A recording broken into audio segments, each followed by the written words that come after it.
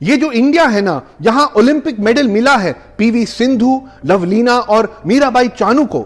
लेकिन भारत में और भी कई महिलाएं हैं जो पदक की हकदार हैं। उनमें से कुछ से मिलते हैं।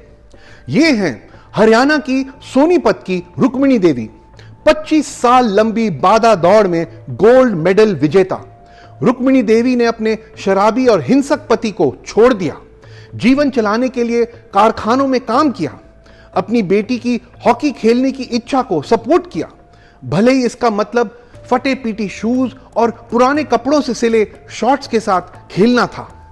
वो बेटी बड़ी होकर बनी नेहा गोयल, भारत की अद्भुत महिला हॉकी टीम का हिस्सा। निश्चित रूप से नेहा की चैंपियन मां रुक्मिणी देवी गोल्ड मेडल की हकदार हैं। अब आगे 30 जुलाई को जब पीवी सिंधु अपने ओलंपिक बैडमिंटन क्वार्टर फाइनल में जापानी खिलाड़ी यामागुची को हरा रही थी, उस समय एक और गोल्ड मेडल पूर्वी यूपी के बलिया जिले के एक 18 साल की लड़की ने जीता। एक हिंदू जिसने एक मुस्लिम लड़के से शादी करने का फैसला किया, लेकिन जब दोनों अदालत में अपनी शादी दर्ज कराने गए, उन्हें हिंदू कट्टर ग्रुप करनी सेना के सदस्यों ने रोका।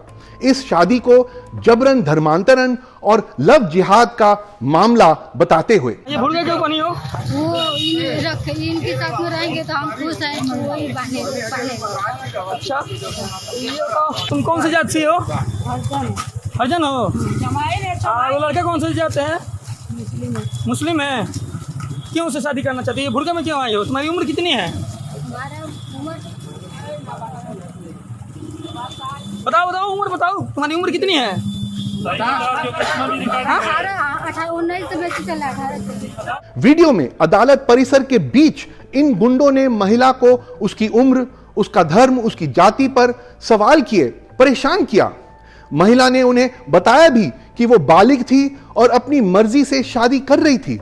फिर भी ये गुंडे उसे जबरन पुलिस स्टेशन ले गए और पुलिस ने ये स्वीकार करने के बाद भी कि ये जबरन धर्मांतरण का मामला नहीं था, फिर भी उन्होंने लड़की को उसके माता पिता को सौंप दिया, उसके पति को नहीं। उसके परिवार ने भी उसकी पसंद का सम्मान नहीं किया और लापता होने की शिकायत दर्ज करा दी थी। निश्चित तौर पर यह बहादुर लड़की एक गोल्ड मेडल विजेता है। लेकिन इन बातों पर हम सवाल क्यों उठा रहे हैं? क्योंकि ये जो इंडिया है ना, यहां हमारी महिलाएं ओलंपिक मेडल का सपना कैसे देख सकती हैं जब वो अपनी पसंद के लड़के से शादी भी नहीं कर सकती? पुलिस, प्रशासन, परिवार, समुदाय, धार्मिक कट्टरता, इन सब के चक्रव्यूह में घिरी हुई हमारी लाखों महिलाओं के पास खेल में करियर चुनने की स्वतंत्रता कहां है? मेडल जीतने का मौका तो बहुत दूर की बात है। चलिए और आगे देखते हैं। हाँ, यह सच है कि असम की लवलीना बोरगोहेन ने बॉक्सिंग में ब्रॉन्ज मेडल जीता, मणिपुर की मीराबाई चानू ने वेट लिफ्टिंग में सिल्वर जीता और मणिपुर की ही मैरी कॉम सालों से भारत की चैंपियन बॉक्सर रही हैं। लेकिन उत्तर पूर्व के हमारे अन्य देशवासियों का क्या?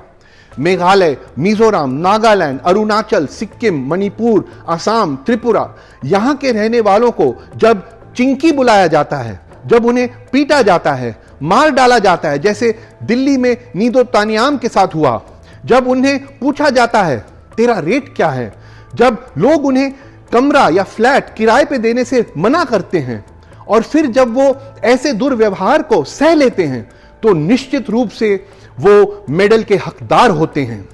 ये जो इंडिया है ना, यहां जब लवलीना और मीराबाई को मेडल मिलते हैं तब उन्हें मिलती हैं तालियां, लेकिन बाकी समय हम देते हैं उन्हें गालियां। इसके बाद मेडल के बारे में नहीं, गैंग रेप के बारे में बात करते हैं। कुछ दिन पहले दिल्ली की एक 9 साल की दलित लड़की के साथ कथित तौर पर गैंग रेप किया गया, उसका मर्डर किया गया और जबरन उसकी बॉडी जलाई गई। सितंबर 2020 में यूपी के हाथरस में 19 साल की दलित महिला के साथ गैंग रेप हुआ। 2 हफ्ते बाद उसकी मौत हो गई। जनवरी 2018 में 8 साल की आसिफा का जम्मू कश्मीर में कठुआ के पास अपहरण और गैंग रेप हुआ, फिर उसकी हत्या कर दी गई।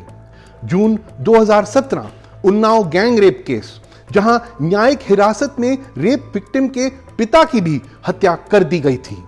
लिस्ट अंतहीन है। ये केवल यौन हिंसा और हत्या के मामले नहीं हैं। इनमें से प्रत्येक मामले में पुलिस, प्रशासन या समुदाय या नेता या इन सभी की हिस्सेदारी होती है। अपराध को छिपाने में मिली भगत होती है। मतलब न केवल महिलाओं के खिलाफ ये अपराध किए जाते हैं, बल्कि वो जिनसे पीड़ित महिलाएं न्याय की आशा करती हैं, वही उन्हें भूल जाते हैं। ये जो इंडिया है ना, एक देश के रूप में, एक समाज के रूप में अगर हम ऐसे ही चक्रव्यूह में फंसे रहे तो हमारी महिलाओं के लिए बड़े पैमाने पर ओलंपिक मेडल जीतने की बात हम कैसे शुरू कर सकते हैं।